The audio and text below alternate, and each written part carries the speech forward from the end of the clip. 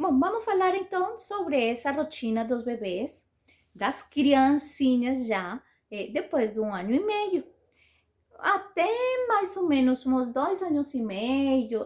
Essa rotina se mantém mais ou menos estável, uma soneca depois do almoço e ela se estabiliza, né? Então é uma fase até bem gostosa, porque a gente também ganha segurança com a rotina bem estabelecida. Depois de 2 anos, 2 anos e meio, alguns bebês começam a dormir cada vez menos ou talvez ampliar um pouquinho o intervalo acordados. Passam de ficar acordados 6 horas a ficar acordados até 7 horas durante o dia. Então, o que era uma soneca depois do almoço começa a ser uma soneca meia hora, 1 hora depois do almoço. E tudo bem. Então, nessas horas é interessante, por exemplo, incorporar a criança no recolher a mesa, organizar a cozinha, na fazer alguma atividade gostosinha com eles depois do almoço, para aí sim conduzir para esse processo de relaxamento para dormir, tá? Então, em lugar, se vocês percebem que sua criança começa a brigar com essa soneca depois do almoço, antes de dizer, não vai mais fazer soneca, estenda no intervalo 30 minutinhos, 1 hora. Corram um pouquinho esse tempo de soneca, que pode ser a solução suficiente. Essa soneca, ela pode ir, gente, daí para frente.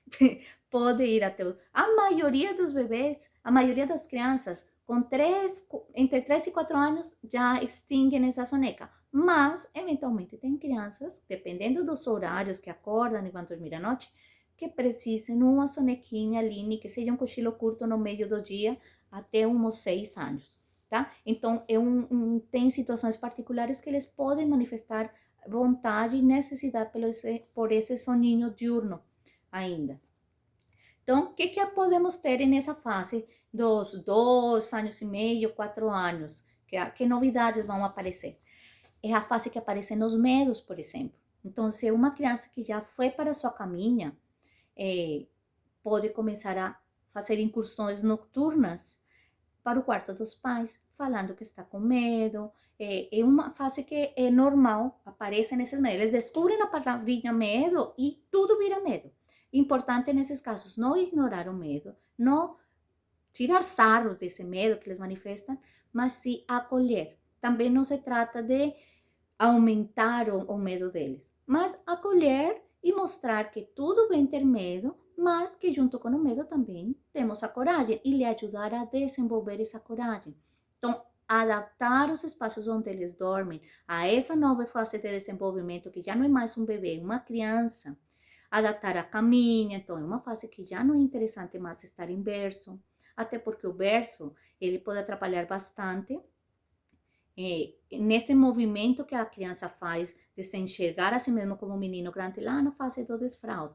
Então, é interessante que eles já tenham a sua caminha, onde possam entrar, subir, descer da caminha sozinhos, ter um ambiente gostoso, aconchegante, seguro, que seus brinquedos tenham seus lugares de dormir. Então, é uma hora que a gente pode incorporar esses bebecinhos, essas crianças, e nesse processo de organização para preparar as suas mentes para o momento de descanso. Vamos colocar os brinquedos para dormir, cada um em seu lugar, na sua caminha, um lado do outro.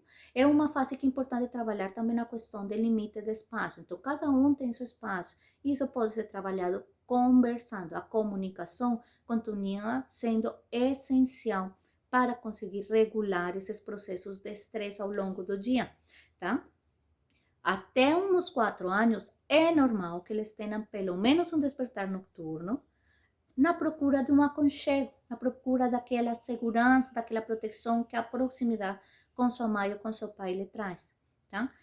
Então, ter a sua caminha, ter um objeto de transição, por exemplo, um amiguinho de pelúcia que possa incorporar um alma para que ele se sinta acompanhado à noite, pode ajudar. Quem tem bichinhos de estimação, que costuma dormir nas camas, então, esse dormir junto da criança na sua caminha pode fazer que esse bichinho de estimação se torne o seu coleguinha, o seu objeto de transição para ganhar segurança e ficar no seu quarto. Quando essas crianças começam insistentemente a ir na cama dos pais e isso acaba atrapalhando o descanso da família, se torna desconfortável para a família ou atrapalha o descanso das crianças, é interessante começar a fazer um movimento de levar de volta, acompanhar, explicar, avisar e com eles trabalhar a segurança no seu espaço. Uma dica que eu sempre dou: deitem na cama dos seus filhos, completamente no escuro, e avaliem o ambiente. O que seu filho vê quando está deitado lá às 2 da manhã e acorda? Aquela sombra que se projeta no teto, que parece uma bruxa em cima dele, aquele galho de árvore que bate na janela. Essas coisas que a gente sabe que não são nada, na mente da criança e em uma mente extremamente fértil para a imaginação e a fantasia, podem virar monstros rapidinho. Então, limpe nos ambientes. E limpar significa olhar desde todas as perspectivas e deixar esse quarto seguro na mente da criança. Não apenas seguro na sua cabeça, não, seguro para ele, que não tenha sombras, que não tenha nada que lhe incomoda, aquele brinquedo lindo que vê de coração, na noite no escuro com uma luz noturna pode parecer um monstro terrível, então guardar aquilo. Incorporar objetos de segurança, uma fotinho da família, um objeto de transição. Se vocês professam algum tipo de fé, de religião, é a hora que pode ser incorporado como uma forma de oração de dormir, como uma imagem ou um símbolo que transmita essa sensação de segurança que você procura na sua fé, para que ele também comece a incorporar, para que seus filhos comecem a incorporar também nesse momento. Então, trabalhar com os medos significa acolher eles e começar a observar o que está causando esses medos, trabalhar com eles ao longo do dia e lhe mostrar que ele pode ser corajoso e pode vencer os seus medos. A gente tem medo do que não conhece.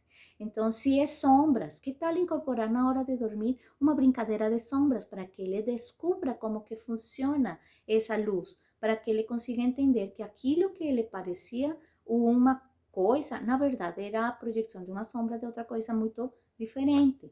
Então, acolher é importante.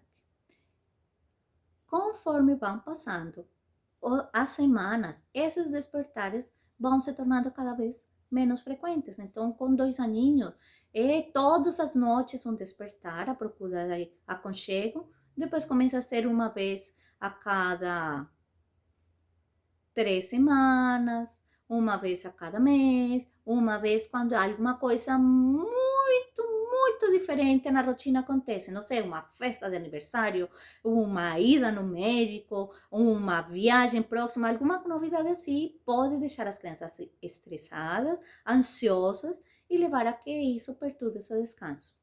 Pesadelos também são normais nessa fase e eles estão muito da mão dessa questão dos medos, né? Então, os pesadelos é a forma que é uma forma do cérebro da criança trabalhar e processar informações. Então, o importante é ver, bom, o que está acontecendo durante o dia. Mesmo que a partir de 1 ano e meio eles já seja aceitável um pouco de TV para essas crianças, é muito importante regular o tempo e a qualidade do que eles estão assistindo. Crianças são excelentes ouvintes.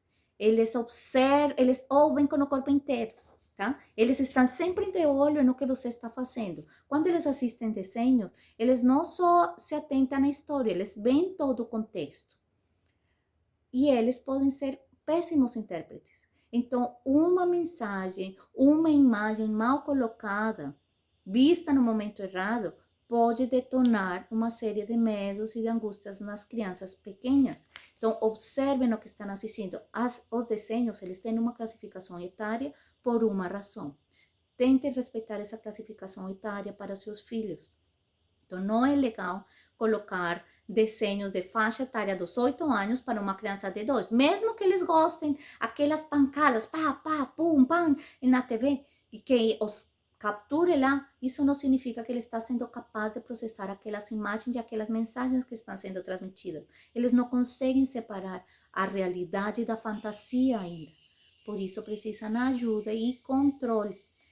Celular, tablet, televisão, eles influenciam bastante na qualidade do sono, atrasam pico fisiológico de melatonina, prejudicam processos de aprendizagem, de memória, estão relacionados com maior incidência de pesadelos e distúrbios do sono. Então, cuidado com essa exposição sem controle aos eletrônicos, tá bom?